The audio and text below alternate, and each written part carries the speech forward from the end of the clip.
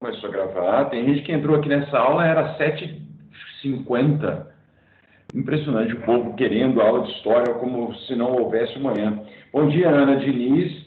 Tem tempão que a gente não conversa, né, Ana? Ana Clara, sumida também, Ana Clara. Carol Chibesky. Júlia, Brenda, Matheus, meu grande secretário, Matheus, sempre presente nas lidas, todos os dias. Matheus entra no meu plantão e na minha aula. Impressionante. E a Isabela de um tempo para cá também. Júlia Silva, Padula, tudo bem, Silva? Bom dia, Júlia. Júlia. Bom dia, Fernanda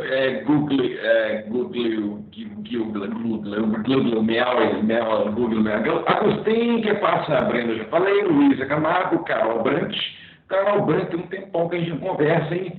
Ana Luísa, também, Spalenza, pois é, eu também. Eu lembrei, não vou te fugir mais não. Marina, Benício, Maria de Fátima, Nicole, Isabela Nunes, que está sempre presente nos plantões também. Isabela escreve super bem, viu, pessoal? Só para te avisar. Edmar, não fala isso não, me escreve sim. Tá. Eduardo Aguiar, Marina Andrade e Gabriela, Nicole e Pedro Paulo. Muito bem. E mais um monte de gente que está aqui e não deu bom dia para o professor. Né? Povo mal educado. Pessoal, é o seguinte, vamos lá. Quais são as perspectivas para as próximas semanas na aula de História? Estou muito concentrado para a gente terminar o segundo reinado o mais rápido possível. E aí, com o término, porque na prova de História, o conteúdo é o segundo reinado, tá? Anotem aí, por favor. Coloquem no chat com alguém, uma alma caridosa. Conteúdo, eu vou colocar, obviamente, né, lá no campus, mas coloque aí, por favor, no chat uma alma caridosa. Conteúdo da prova de História, segundo reinado. O que do segundo reinado? Tudo, tudo.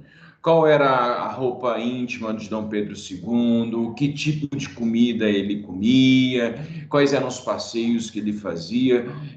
Quais eram as datas dos lugares onde ele... Enfim, não, estou brincando, obviamente, né? Mas você tem que saber de tudo sobre o segundo reinado.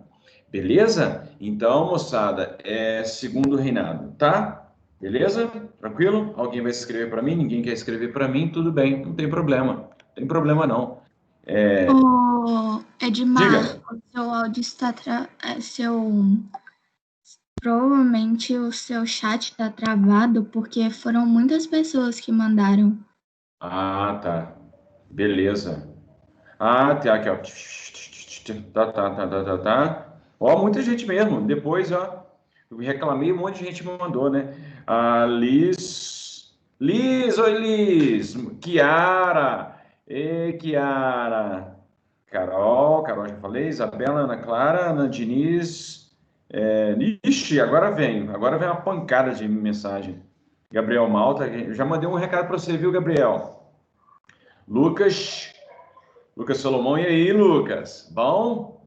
Beleza. Então, moçada, isso, obrigado, Gabriela. É isso. Gabriela, vou colocar eu vou colocar a parte do PowerPoint sobre a escravidão hoje lá na trilha, viu, moçada? Beleza? Obrigado, gente. Obrigado. 7 de outubro, exatamente. Beleza.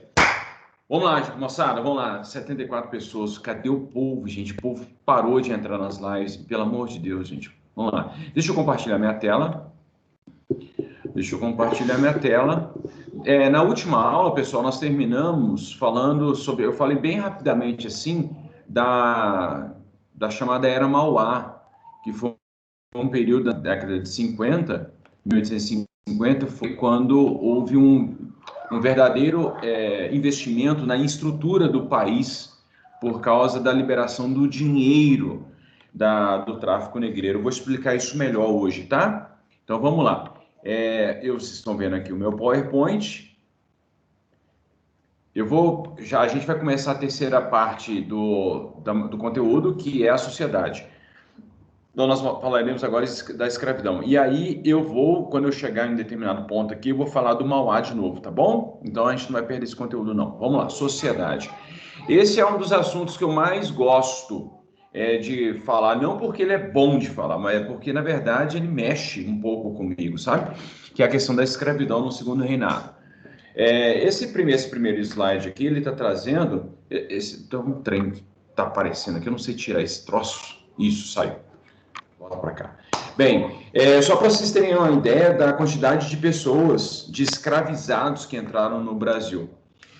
Ontem eu estava conversando com um aluno do sexto ano, porque eu sempre, quando eu vou introduzir um novo povo, eu estava falando dos egípcios, dos astecas, maias, e sempre quando eu vou falar desses povos, eu sempre falo que esse povo era espetacular, maravilhoso, sensacional, enfim.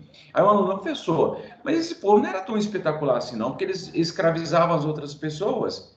E se eles forem de fato espetaculares, por que a gente fica elogiando eles e, tipo, falando mal dos portugueses? Foi uma pergunta muito interessante, na verdade. Mas o fato é que a escravidão antiga é bem diferente da escravização moderna. Bem, de qualquer modo, a escravização moderna, que é o nosso assunto, que aconteceu ali nos séculos XV até o século XIX, consistia basicamente em arrancar as pessoas da África. A escravização que aconteceu aqui no Ocidente foi uma escravização africana, houve escravização indígena também, mas predominantemente ao longo da história colonial e imperial do Brasil, nós tivemos a escravização dos africanos, com consequências bem presentes na vida do Brasil até hoje, tá? Bem, estima-se que mais ou menos 8 milhões de pessoas entraram, foram trazidas, arrancadas das suas vidas e trazidas aqui para o Brasil.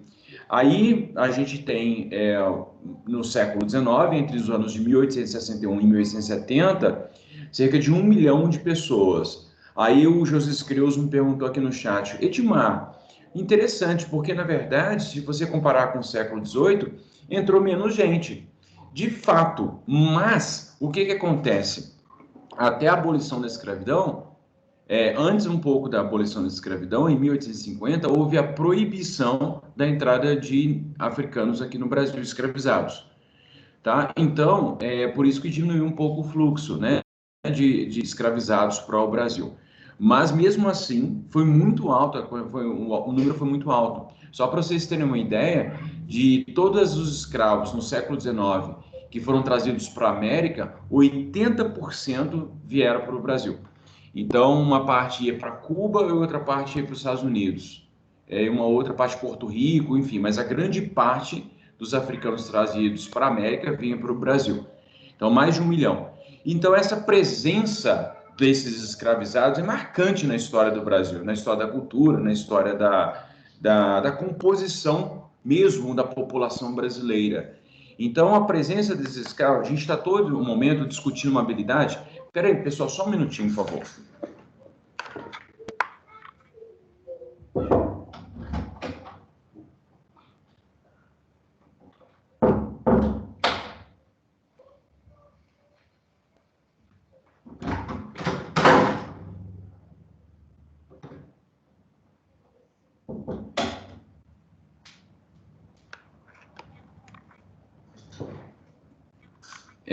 Então, essa composição, a presença desses africanos aqui no Brasil ajuda a entender muito a nossa história, muito mesmo.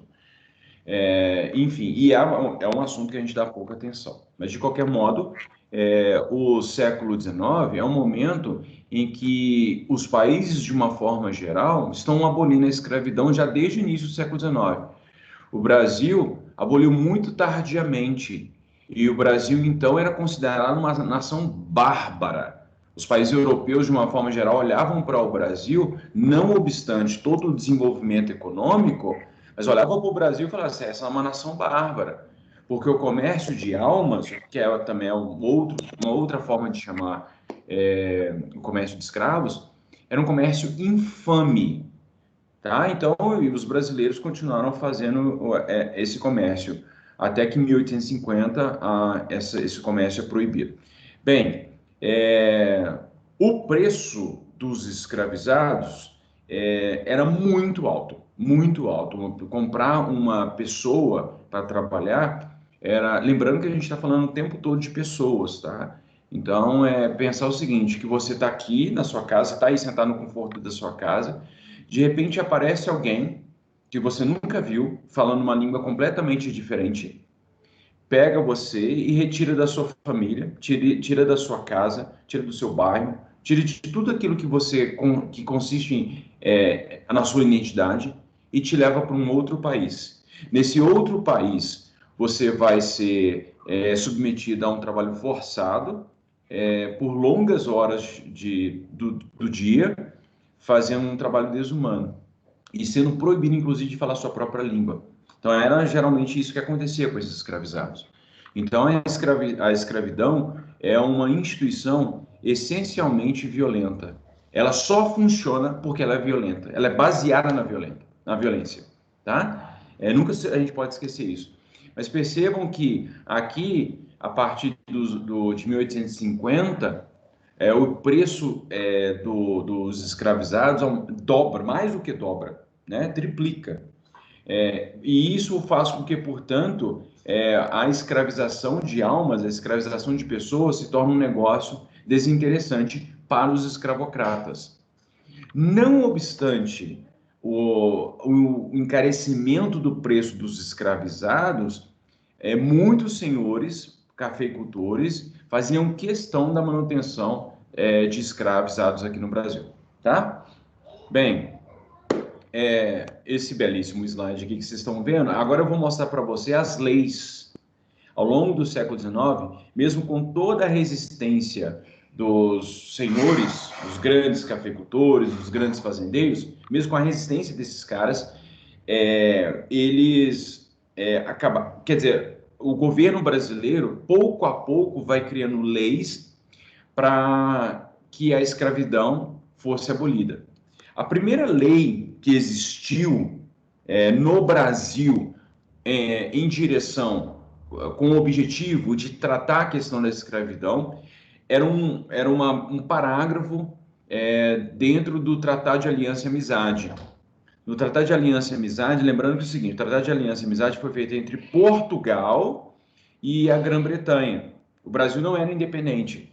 Então, quando os portugueses chegam aqui, eles fazem a abertura dos portos em 1808, e em 1810 eles fazem uma série de acordos com a Grã-Bretanha. Dentre os acordos, há o Tratado de Aliança e Amizade, que tem lá uma cláusula que prevê o fim progressivo do tráfico transatlântico de escravos. Então, já em 1810, há uma cláusula desse acordo que prevê isso, tá? Obviamente que esse tratado, enfim, né, o fim progressivo do tráfico do tráfico transatlântico, não foi cumprido. Não foi cumprido. O que aconteceu a partir de 1810 é que, aos poucos, a Grã-Bretanha vai se dando o direito de apreender navios negreiros. E ela começa a fazer isso. A revelia das autorizações dos outros países. Então, a Grã-Bretanha simplesmente começa a fazer isso, assaltar navios e liberar as pessoas. Em 1831, tem uma lei muito interessante, que é a Lei Feijó. O padre Feijó, que vai ser o regente, ele era ministro da Justiça em 1831. E aí, com isso, a Lei Feijó previa a abolição do tráfico internacional de escravos. Só que essa lei foi chamada de Lei para Inglês Ver, porque ela não foi cumprida, ela não foi efetivada. É uma lei que não pegou, quer dizer, nem foi implementada, eles não fizeram nada para que a lei fosse cumprida, né? Sob pressão da Grã-Bretanha que eles assinaram a lei, mas foi só para o inglês ver. A Lei Feijó, então, desde 1831, já existia uma lei no país prevendo o fim do tráfico negreiro, do tráfico de escravos. Acontece que o Estado brasileiro fez de tudo para não cumpri-la. Olha que interessante. No momento em que o Brasil está se formando, o país já é independente. Os políticos, né, a elite política, a elite econômica e política, se articula para fazer com que uma lei não fosse cumprida, né? E essa lei, ela é em prejuízo dos africanos. Agora, por que eles simplesmente não cumpriram a lei? Porque o tráfico negreiro era muito lucrativo. E o governo brasileiro, grande parte da fonte de arrecadação do governo brasileiro naquele momento era o tráfico negreiro, porque eles tinham que pagar imposto. Para cada escravo que eles traziam, para cada escravizado que eles traziam e colocavam no Brasil, eles tinham que pagar um imposto. Alguém pode estar se perguntando, Edmar, por que você está falando escravizado e não escravo? É porque é o seguinte, o escravo, a palavra escravo, dá uma dimensão de que a pessoa essencialmente nasceu para aquilo. A condição essencial do sujeito, a condição essencial da pessoa é a escravidão. E não é isso, absolutamente. A gente tem falado de escravizado porque alguém com a força, com o poder, submeteu um outro ser humano a essa situação. Então, aquele ser humano ele foi escravizado. Ele nasceu livre, mas ele foi escravizado. Entende? Pelo sistema, enfim, pela sociedade, enfim. Então, ele foi escravizado, tá? Bem, então, essa foi a lei Feijó, a lei para inglês ver, que não foi cumprida, tá? E o povo não estava nem aí. O período regencial foi uma bagunça, e aí os caras estavam nem aí, não vou cumprir na lei nenhuma não, tá? Só que aí em 1845, os britânicos falam assim, tudo bem, então não quer cumprir, o que a gente vai fazer? Agora a gente vai decretar, a gente vai fazer um act, uma lei, que foi conhecido como Bill Aberdeen, de 1845. Os britânicos já estavam fazendo isso. Eles já estavam prendendo navio, libertando escravo, prendendo traficante e tal. Mas, a partir de 1845, o negócio fica... a pressão sobre o Brasil fica enorme. E eles começam a prender mesmo. Eram bons navegadores, tinham bons armamentos, começaram a prender e liberar muito escravos. Agora, acontece que é o seguinte... Os traficantes brasileiros e portugueses, eles vão sempre dar um jeitinho. Eu estava contando, quem viu o plantão, eu contei a história que foi o seguinte, existe um local lá em Pernambuco chamado Porto de Galinhas. O Porto de Galinhas, na verdade, era um porto de tráfico ilegal de escravos, de escravizados. Bem, por quê? Porque o porto oficial lá de Pernambuco era Recife. Como havia vigilância ali em Recife, o que os caras faziam? Levavam alguns escravizados para uma parte ao sul, que é onde hoje fica Porto de Galinhas. E o que eles faziam para camuflar? Em cima, no convés, eles colocavam ali galinhas de Angola, galinha da Angola, e embaixo no porão colocavam escravizados. E aí, então, o pessoal anunciava em Recife, chegou lá, chegaram as galinhas, tal, enfim. Aí os traficantes e os compradores de escravizados iam até lá para comprar escravizados. Enfim, dá-se um jeito para tudo quando quer burlar a lei, quer fazer coisas erradas para ganhar dinheiro, né? Então, não é de hoje que isso acontece no Brasil, não, já há muito tempo, né? Mas isso não acontece só no Brasil, não, viu, gente? O Brasil não é o único país em que esse tipo de corrupção acontece. Acontece no mundo inteiro, tá? A gente tem que parar com essa mania de achar que todas as coisas ruins são próprias do Brasil. E outra coisa, não é assim, você pega dentro da população brasileira, quem fazia isso era quem comandava a economia política, tá? Então, são pessoas específicas que faziam isso dentro do país, tá bom? Bem, a próxima lei, essa lei é mais efetiva e essa lei ela é extremamente importante, ela é muito importante, que é a Lei Eusébio de Queiroz, tá? A Lei Eusébio de Queiroz vai ser a primeira das 4 grandes leis abolicionistas, porque a lei de 1831 ela não foi cumprida, então assim, a gente nem considera. A lei de 1810 também não foi efetivada. Agora, a lei britânica, ela dava a autorização para os britânicos apreenderem navios. Agora, aqui no Brasil, leis feitas pelos brasileiros, as que começaram a valer efetivamente foi a partir de 1850, a Lei Eusébio de Queiroz.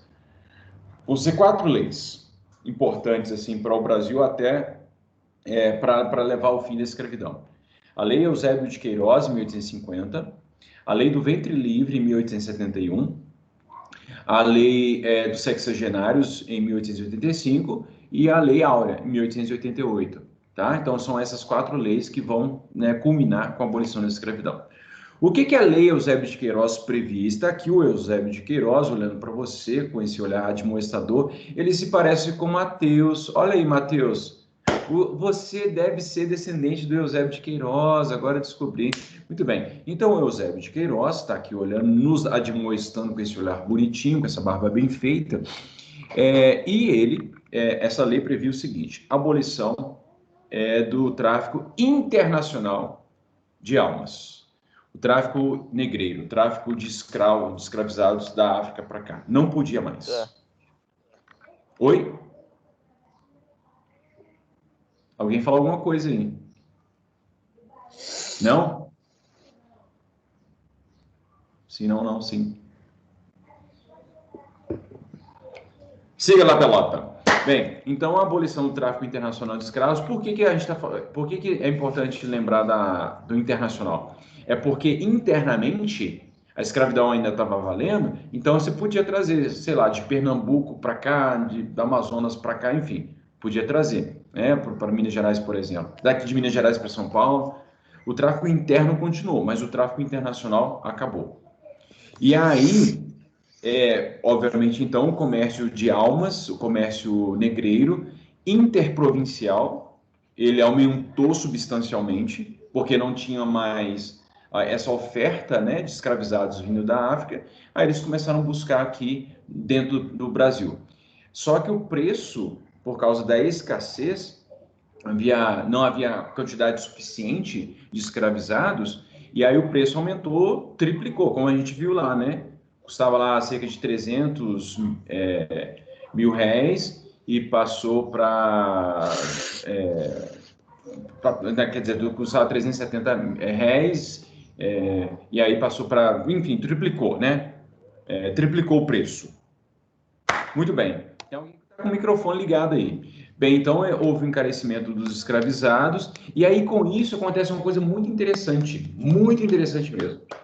Neste momento, já havia tido experiências anteriores, mas neste momento começa um incentivo para a vinda de estrangeiros, europeus e também asiáticos. E aí tem um ponto legal. O Brasil, em 1850, era uma potência.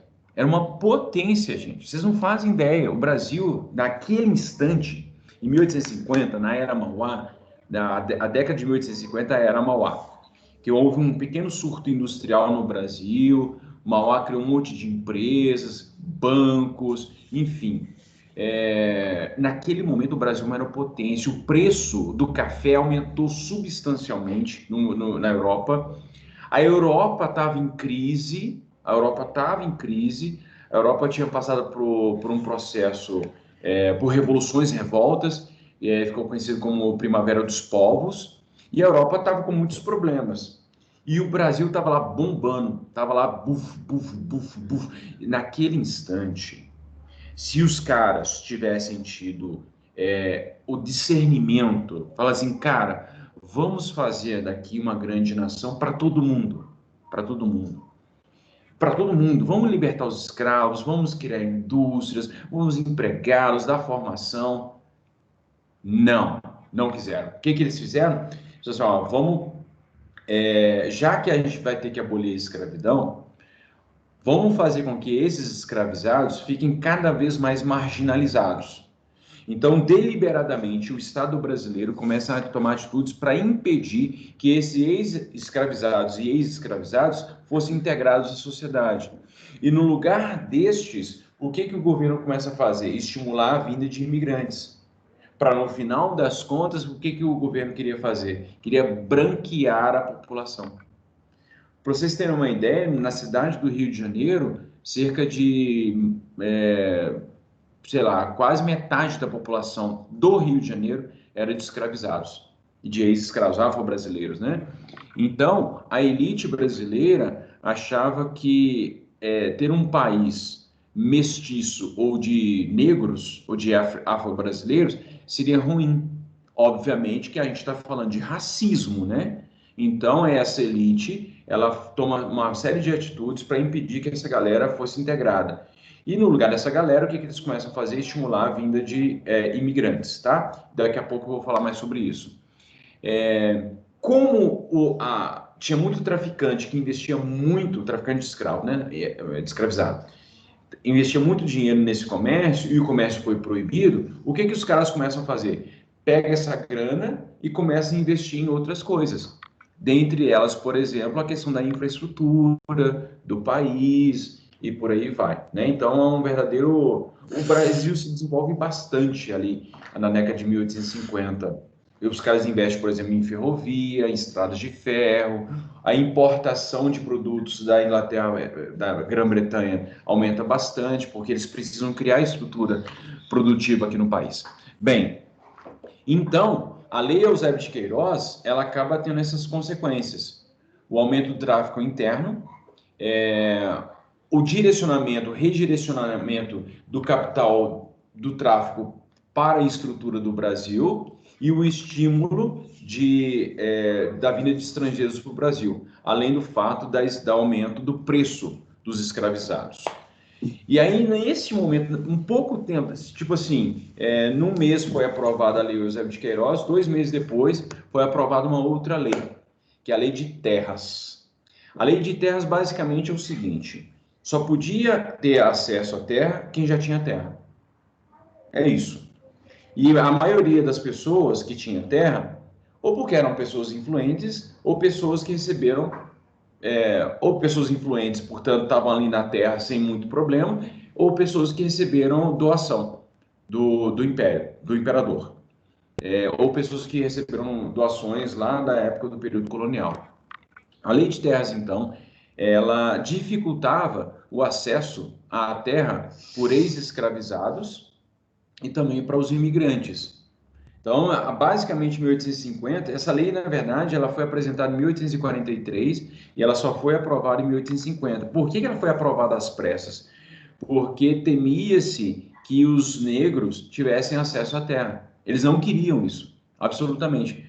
Então, o que o Estado brasileiro faz nesse momento também? Ele cria leis para impedir que as pessoas, mesmo brancos pobres, imigrantes e ex-escravizados, tivessem acesso à terra. O que aconteceu no final das contas é que houve uma concentração de muita terra nas mãos de poucas pessoas. E aí você pensa, mas os caras comandavam, tudo bem. Mas se você pensa nos Estados Unidos, os Estados Unidos fizeram o contrário. Os Estados Unidos, ali na época da Marcha para o Oeste, os caras falaram assim, bicho, quem quiser pega a terra. Pode ir para o Oeste e pegar a terra que quiser. Mas é o seguinte, você tem que produzir. Você tem que fazer com que essa terra produza. Então, pessoal, de boa, tranquilo. E aí, o que aconteceu com os Estados Unidos? Os Estados Unidos se tornaram uma potência, porque eles fizeram uma coisa que tem muita gente que tem pavor de ouvir, que é a reforma agrária. Então, os americanos, os norte-americanos, fizeram aquilo que o Brasil nunca conseguiu fazer, porque as pessoas nem conseguem discutir o assunto. De qualquer modo, então, a lei de terras se estabelecia, regulamentava, dava regulamento, dava ordem, a lei para que as pessoas tivessem acesso à terra, tá? Mas quem podia ter acesso à terra, obviamente, era apenas as pessoas que já estavam, a elite, né? Bem, acontece que a lei de terras, ela regulamentava por quê? Porque não tinha sistema de compra e venda de terras no Brasil, entende? Era só por doação. As terras todas, teoricamente, pertenciam ao imperador. Tudo pertencia ao imperador, né? A monarquia. E aí ele doava. Então não havia sistema de compra e venda. Então muita gente acabava ocupando a terra e ficando por ali, e enfim, né? Principalmente pessoas mais influentes. Mas, enfim, no final das contas, as pessoas que não tinham tanto recurso acabavam não conseguiam ter acesso a essa terra. E aí, tradicionalmente, essas terras nas mãos de poucas pessoas foram passando, né? Obviamente que outras leis foram feitas depois, e aí o cidadão comum começou a ter possibilidade de comprar um lote, comprar um sítio, comprar lá uma chácara, comprar uma fazenda e por aí vai. Mas isso algum tempo depois, né? Principalmente depois do fim do Império. Bem, então a lei de terras que foi aprovada, na prática, ela impedia que os escravizados e ex-escravizados tivessem acesso à terra, tá? Bem, nessa mesma, em 1850, com a iminente possibilidade da abolição da Edmar, escravidão... você pode voltar no último slide só para eu tirar um print, que eu esqueci, não consegui anotar o último. R$10. Não vou voltar. Não vou voltar. Muito porque... obrigada. É a Ana Laura que falou? Ana Luísa. Ana Luísa. Olha só, os imigrantes. Então, vem os imigrantes para cá. Vocês, né, Spalenza, Padula, a sua galera, Google, né? Essa galera que vocês não são descendentes de italianos, né? Seus avós, tataravós vieram nessa época. Só que o seguinte, cara, os primeiros a virem para cá, os fazendeiros, um representante de fazendeiros ia lá e chamava a galera, vamos lá para o Brasil, é maravilha, sensacional, espetacular. E aí os imigrantes que estavam passando, os italianos, havia uma crise, né, econômica na Europa, e aí esses italianos, tudo bem, não tem nada para perder, aqui já está ruim demais, e aí eles vinham para cá. Só que quando eles chegavam aqui, quem pagava a passagem para esses imigrantes era um fazendeiro. Então a família que chegava endividada. Chegava endividada e muitas vezes trabalhava de forma como um escravizado. Por que trabalhava como escravizado? Porque o cara não recebia salário.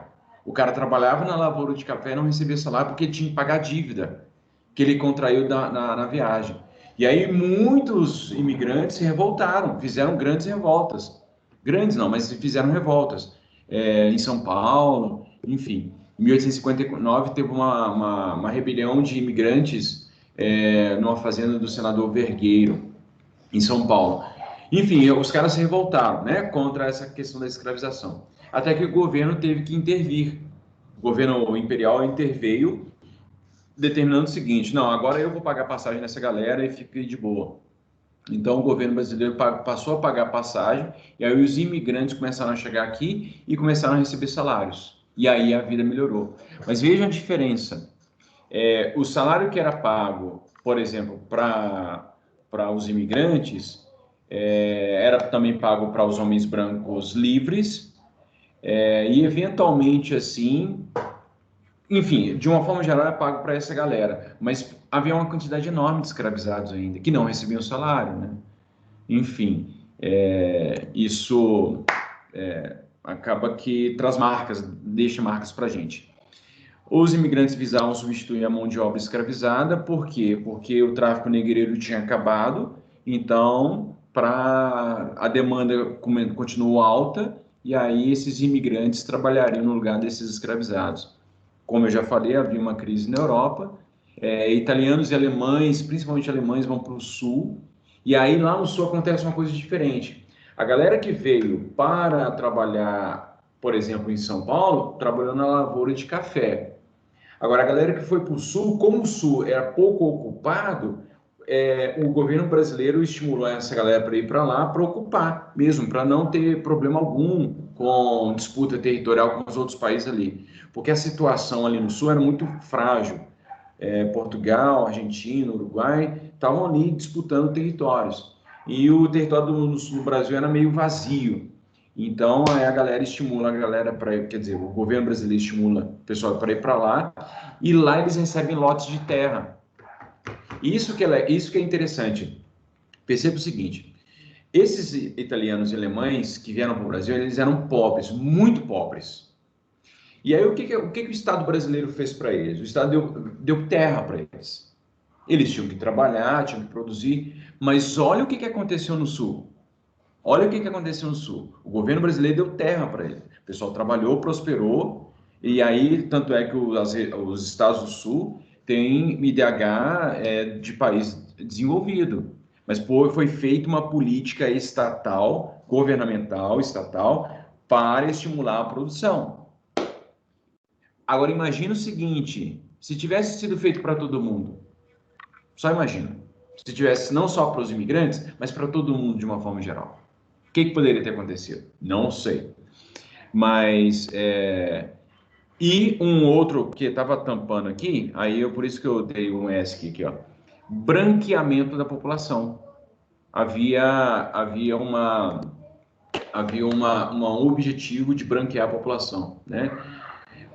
Agora, não vieram muitos imigrantes para cá, para o Brasil, mas a maioria ia para os Estados Unidos. Por quê? Principalmente ali na década de 40, 50, enfim. Por quê? Inclusive, muitos dos italianos que vinham para cá no Brasil primeiro, depois acabavam indo para os Estados Unidos. Por que eles iam para os Estados Unidos? Porque lá eles tinham certeza que eles iam receber terra. E eles iam receber estímulo para se desenvolverem. Eu conheci uma americana, e aí ela estava falando, tal, eu sou de origem italiana, mas o meu avô é brasileiro. Eu falei, como assim? Não, o meu bisavô, ele veio da Itália para o Brasil, o meu avô nasceu aqui no Brasil, só que a situação estava muito difícil e eles acabaram indo para os Estados Unidos. Eu falei, olha só que interessante. E ela chama Cristina Colombo. E aí e isso aconteceu, né? Os caras receberam muito mais estímulos nos Estados Unidos do que aqui no Brasil. E aqueles que receberam incentivo aqui no Brasil prosperaram. Não pode ser difícil isso, gente. Não pode ser difícil. Precisa voltar lá? Não, né? Olha só. A gente já falou de um monte de leis, a gente já falou das consequências dessas leis. Agora, a gente não pode perder a seguinte perspectiva. A abolição da escravidão, ela não foi um ato benevolente da princesa Isabel. A princesa Isabel é uma pessoa legal, bacana, assim, e tal, mas ela assinou a Lei Áurea depois de uma grande pressão. Mas tinha uma pressão contraditória. De um lado, a sociedade pedindo, pelo amor de Deus, para acabar com a escravidão, a Grã-Bretanha, pelo amor de Deus, acabar com a escravidão. Então, havia uma pressão para acabar com a escravidão, mas do outro lado, os cafeicultores. Não acaba, não. Você não acaba com a escravidão, princesa Isabel. Não acaba com a escravidão, não, princesa Isabel, senão você vai ver o que vai acontecer. Tanto é que no dia que a princesa Isabel assinou a Lei Áurea, um senador, que agora eu esqueci o nome dele, acho que é Saraiva Cotegipe, o Saraiva Cotegipe que fez a lei do sexagenário, e falou assim, princesa, você acabou de libertar uma nação, um povo, e acabou de decretar o fim da monarquia. Então ele foi profético, porque no final das contas a abolição da escravidão vai contribuir para o fim da monarquia de fato. Bem, a abolição da escravidão no Brasil é um processo lento, muito vagaroso e gradual. Vai sendo abolido aos poucos. Agora, cada lei que vai sendo aprovada vai impactando nos escravizados, vai diminuindo a quantidade de escravizados no Brasil. A lei de terras, a lei dos imigrantes, o estímulo da vida de imigrantes, a quantidade de escravizados vai diminuindo. Não a quantidade de pessoas, né, afro-brasileiros, africanos, não, mas de escravizados vai diminuindo aos poucos.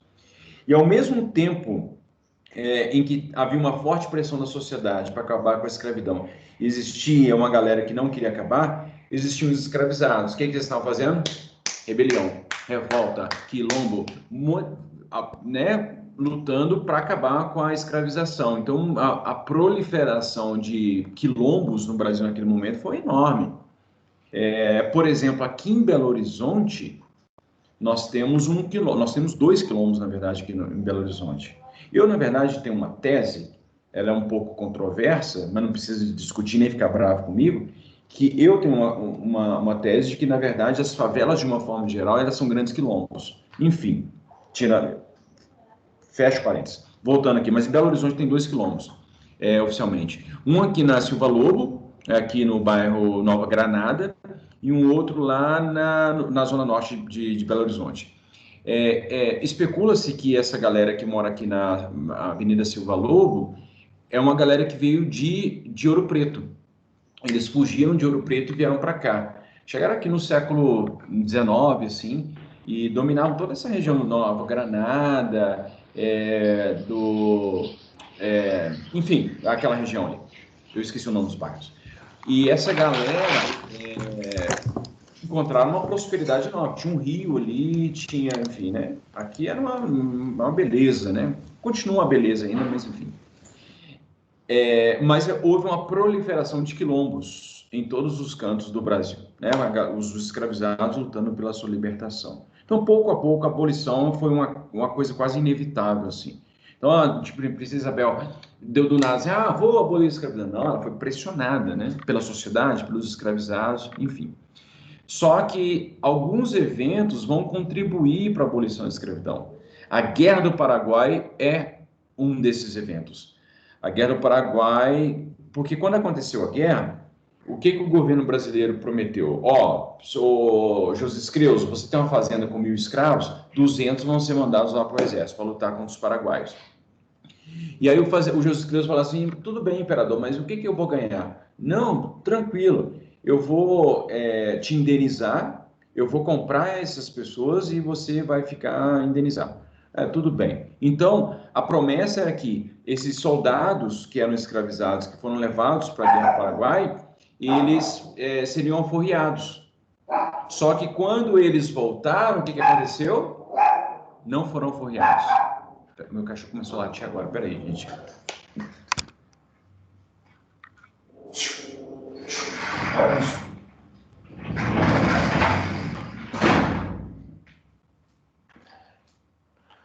Ai, Senhor do céu. Vamos lá.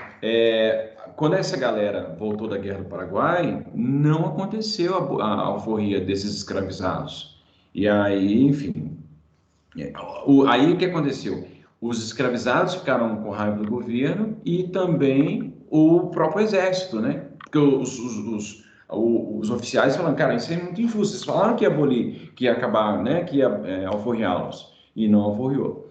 Bem, existe uma forte resistência da elite brasileira, a elite econômica brasileira não queria de forma alguma que acontecesse a abolição da escravidão, porque se receava que com a saída desses escravizados a produção iria cair. Esse era um receio que se tinha da elite brasileira, né, a elite econômica.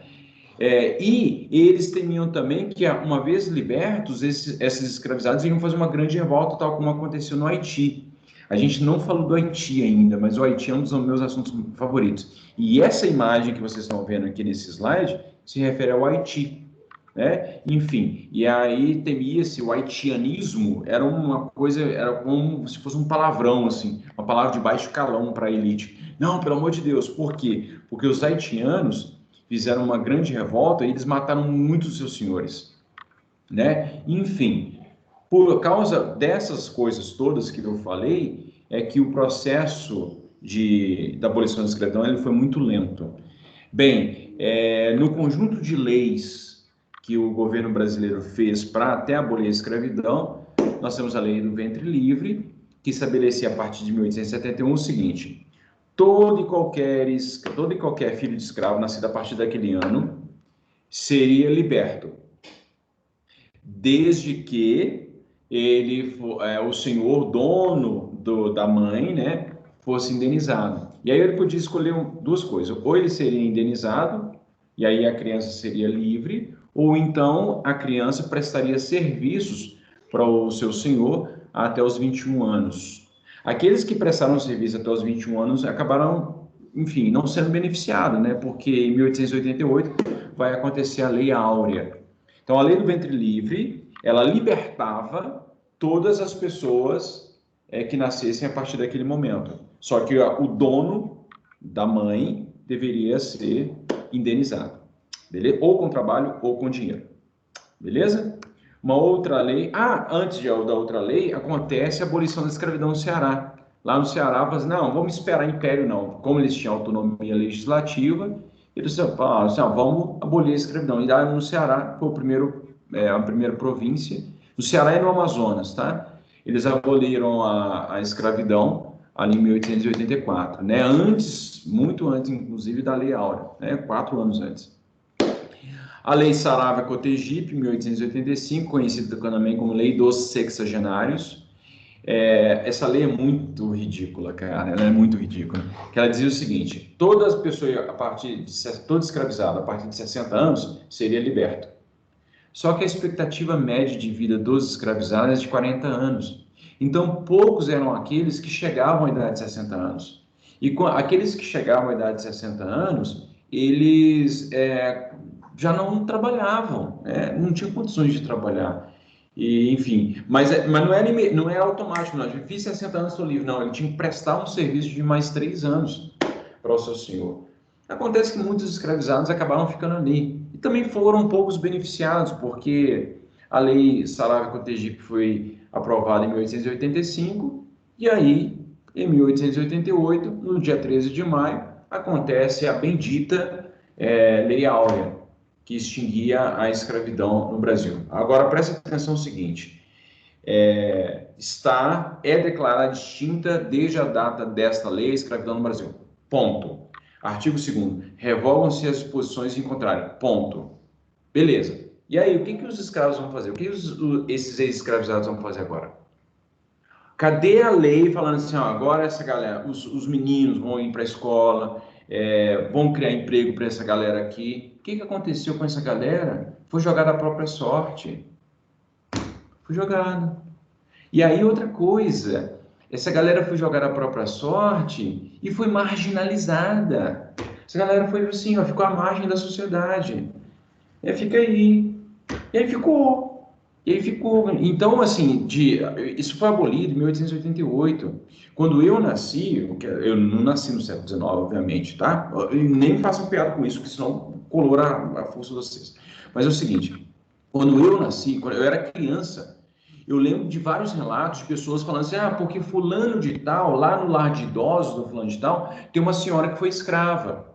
Então, quando eu nasci, existiam ainda ex-escravizados vivos. Então, isso está muito presente na história do Brasil até hoje. E essa marginalização dessa grande quantidade de pessoas traz marcas profundas na sociedade brasileira. E posso te dizer uma coisa? Não são marcas bonitas, tá? Infelizmente. Muito bem, pessoal. Senhor do céu. Moçada, alguma questão, alguma angústia, alguma consideração, alguma pergunta?